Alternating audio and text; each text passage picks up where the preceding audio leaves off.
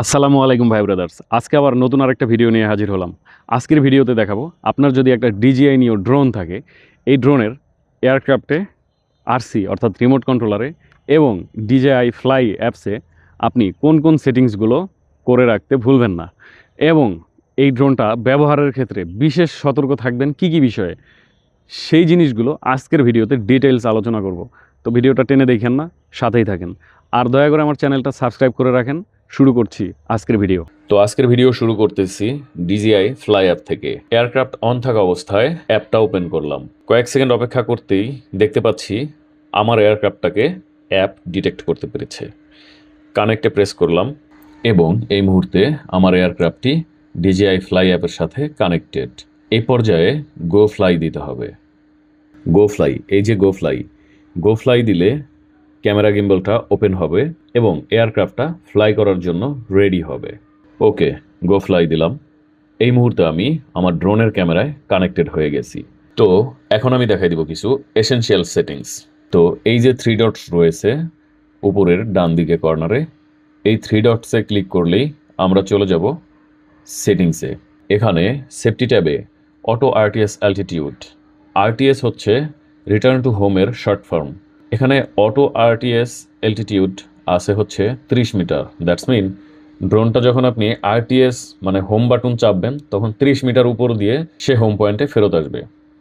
এরপরে রয়েছে update home point. এখান থেকে হোম পয়েন্টকে চেঞ্জ করে নিতে পারেন, মানে ফ্লাইটে থাকা অবস্থায় হোম পয়েন্টকে পরিবর্তন করার অপশন হচ্ছে আপডেট হোম পয়েন্ট।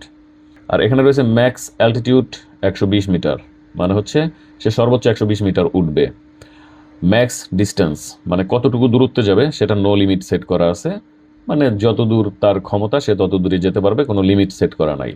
এখানকার সব ভ্যালুগুলোই আসলে নিজের ইচ্ছা মতো করে চেঞ্জ করে নেওয়া যায়, এই স্পিডগুলোও চেঞ্জ করে নেওয়া যায়। আর এখানে রয়েছে কম্পাস নর্মাল, কম্পাস আবার এখান থেকে ক্যালিব্রেট করে নেওয়া যায়। এখানে ক্যালিব্রেটে প্রেস করলে এরপরে start rotate aircraft 360 degree horizontally. Calibrate করার জন্য এখন আমাকে হরাইজন্টালি 360 ডিগ্রি রোটেট করতে হচ্ছে।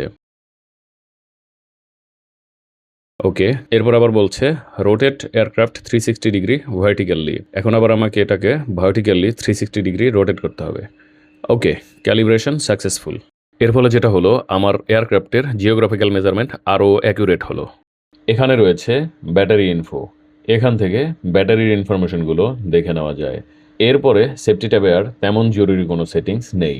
চলে যাচ্ছি কন্ট্রোল ট্যাবে।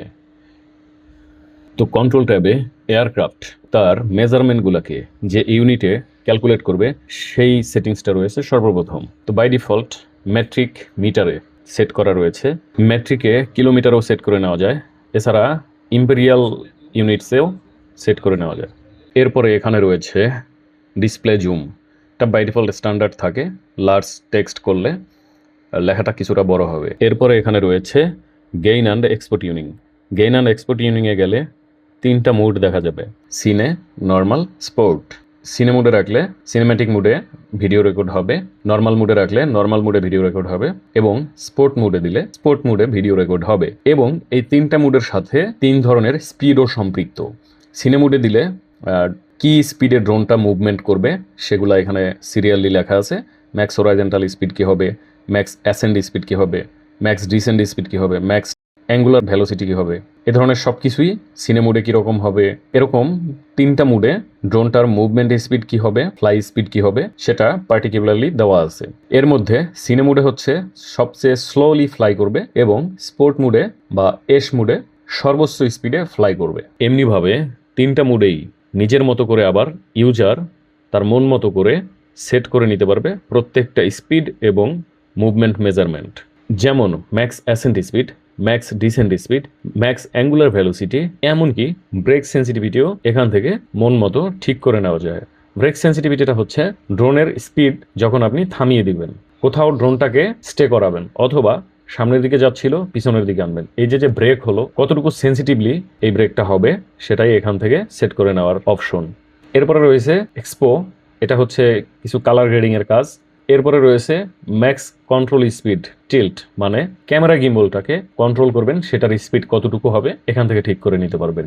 এরপরে রয়েছে টিল্ট স্মুথনেস, মানে ক্যামেরা গিম্বলটা যে আপস অ্যান্ড ডাউন হবে সেটার স্মুথনেস কতটুকু হবে সেটা এখান থেকে ঠিক করে নিতে পারবেন। সর্বশেষে রয়েছে রিসেট কারেন্ট সেটিংস, তার মানে আপনি যে সেটিংসগুলোকে কাস্টমাইজ করেছেন, আপনি যদি চান নতুন অবস্থায় ড্রোনটা যেই সেটিংসে ছিল সেই ডিফল্ট সেটিংসে আবার ফেরত যেতে, তখন আপনি রিসেট কারেন্ট সেটিংস দিলে আপনার করা পরিবর্তনগুলো থাকবে না। তো কন্ট্রোল ট্যাবে আর তেমন কোনো গুরুত্বপূর্ণ সেটিংস নেই, চলে যাচ্ছি ক্যামেরা ট্যাবে। এখানে আসলে প্রথমেই দেখতে পারবো ভিডিও ফরম্যাট, এটা MP4 বাই ডিফল্ট থাকে। এরপরে রয়েছে কালার, নর্মাল কালার। এরপরে রয়েছে কোডিং ফরম্যাট, এই কোডিং ফরম্যাটটা হচ্ছে ভিডিওর ধরন, ভিডিওটা কোন ফরম্যাটে রেকর্ড হবে। এরপরে রয়েছে ভিডিও সাবটাইটেলস, সাবটাইটেলস অন করলে আপনার ল্যাঙ্গুয়েজকে সাবটাইটেলস হিসেবে শো করবে। এরপরে রয়েছে app recording, this is an important settings. App recording যদি অন থাকে ড্রোনটা ক্যামেরা থেকে ভিডিও ফুটেজ নিবে, ভিডিওর যে সাউন্ড সেটা নিবে হচ্ছে আপনার যে রিমোট কন্ট্রোলার, এই রিমোট কন্ট্রোলারের মাধ্যমে। এই অ্যাপ রেকর্ডিং সিস্টেমে ইন্টেলিজেন্স নয়েজ রিডাকশন থাকায় আপনার আশেপাশের কোনো নয়েজ, এমনকি আপনার ড্রোনের যে প্রোপেলারের ঘূর্ণন শব্দ টোটালি রিডিউস করে ফেলবে, শুধুমাত্র আপনার ভয়েস রেকর্ড হবে। এরপরে এগুলো তেমন কোনো গুরুত্বপূর্ণ সেটিংস নয়। এখানে রয়েছে গ্রিড লাইন্স, ক্যামেরা ফ্রেমে গ্রিড লাইন অন করে নিতে পারেন। এখানে ফ্রেম গাইড থেকে ওয়াইড স্ক্রিন অথবা মোবাইল স্ক্রিন যে কোনো সাইজে ফ্রেমটাকে ঠিক করে নিতে পারেন। এরপরে রয়েছে হোয়াইট ব্যালেন্স, নর্মালি এটা অটো থাকে, আপনি ম্যানুয়ালি আপনার পছন্দের কালার টেম্পারেচার এখান থেকে সেট করে নিতে পারবেন। এরপরে রয়েছে কিছু আনুষঙ্গিক সেটিংস, যেমন ফোল্ডার নেমিং, ফাইল নেমিং এবং আপনার ম্যাক্স ভিডিও সাইজ, অর্থাৎ আপনি সেট করে দিতে পারবেন যে প্রতিটা ভিডিও 2 GB বেশি হলে অটো ভিডিও স্টপ হয়ে যাবে, মানে ম্যাক্স ভিডিও সাইজ সেট করা যায়। এরপরে সর্বশেষ রয়েছে রিসেট ক্যামেরা প্যারামিটার্স, মানে আপনি ক্যামেরায় যত কাস্টমাইজেশন করেছেন ক্যামেরা ট্যাবে সেগুলোকে আবার পুনরায় ডিফল্টে রূপান্তরিত করতে পারবেন।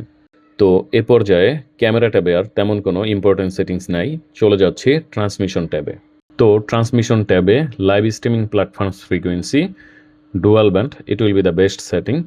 Channel mode auto, it also will be the best settings. এরপরে অ্যাবাউট ট্যাবে ড্রোন সম্পর্কিত তথ্য, অর্থাৎ নাম ধাম হাবিজাবি এগুলো দেখতে পারবেন।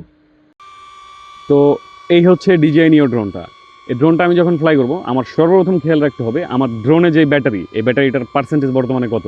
100% ব্যাটারি নিয়েই, 100% চার্জ নিয়েই সবসময় ড্রোনটা ফ্লাই করা উচিত।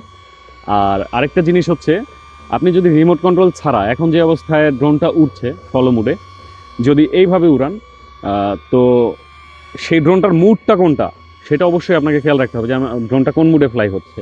এই অবস্থায় ড্রোনটা আপনি যখন ফ্লাই করবেন, DJI নিও ড্রোনটা আপনি যখন ফ্লাই করবেন রিমোট কন্ট্রোলার দিয়ে, নিশ্চয়ই আপনি রিমোট কন্ট্রোলার দিয়ে ফ্লাই করলে ড্রোনটাকে একটু দূরে পাঠানোর চেষ্টা করবেন, একটু উপরে পাঠানোর চেষ্টা করবেন। তো সেই ক্ষেত্রে অবশ্যই খেয়াল রাখবেন যে আপনার রিমোট কন্ট্রোলারের এবং এয়ারক্রাফটের চার্জিং পার্সেন্টেজ কতটুকু আছে সেই অনুযায়ী আপনি ড্রোনটাকে বিভিন্ন লোকেশনে নেবেন। লাইক আপনার আয়ত্তের বাইরে নিতে গেলে অবশ্যই 50%-এর উপরে চার্জ থাকতে হবে, এই বিষয়টা খেয়াল রাখবেন।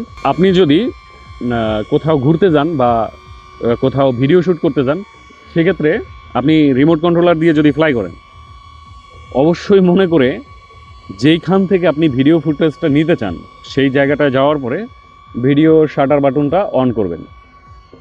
এই শাটার বাটনটা আপনাকে অন করতে হবে। এইটা অনেক ক্ষেত্রে ভুলে যায়, লাইক আমি ভুলে গিয়েছিলাম, সারাদিন ড্রোন ফ্লাই করছি বাট ভিডিও শাটার অন করতে ভুলে গেছিলাম, যে কারণে আমার কোনো ফুটেজ তখন ক্যাপচার হয় নাই। তো এই ভুলগুলো মানুষ করে থাকে।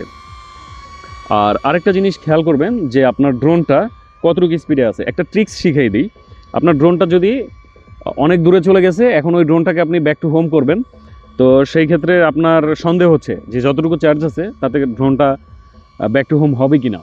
সেক্ষেত্রে আপনাকে যেটা করতে হবে সেটা হলো স্পিড, CNS, এই এসে থাকবে, এটা মানে হাই স্পিড। এখানে থাকা অবস্থায় আপনি হোম বাটনটা প্রেস করবেন, অথবা আপনি এই জয়স্টিকের মাধ্যমে ম্যানুয়ালি ড্রোনটাকে আপনার কাছে নিয়ে আসবেন, খুব দ্রুত সময়ের মধ্যে ড্রোনটা আপনার কাছে চলে আসবে। তো ভিডিওটা অনেক লম্বা হয়ে যাচ্ছে, আজকের ভিডিও এই পর্যন্তই। পরবর্তী ভিডিওতে আবার কথা হবে। এতক্ষণ ধৈর্য সহকারে পুরো ভিডিওটা দেখার জন্য আন্তরিক ধন্যবাদ জানাচ্ছি আপনাদেরকে। চ্যানেলটা সাবস্ক্রাইব করার অনুরোধ রেখে আজকের ভিডিও এখানেই শেষ করছি। আল্লাহ হাফেজ।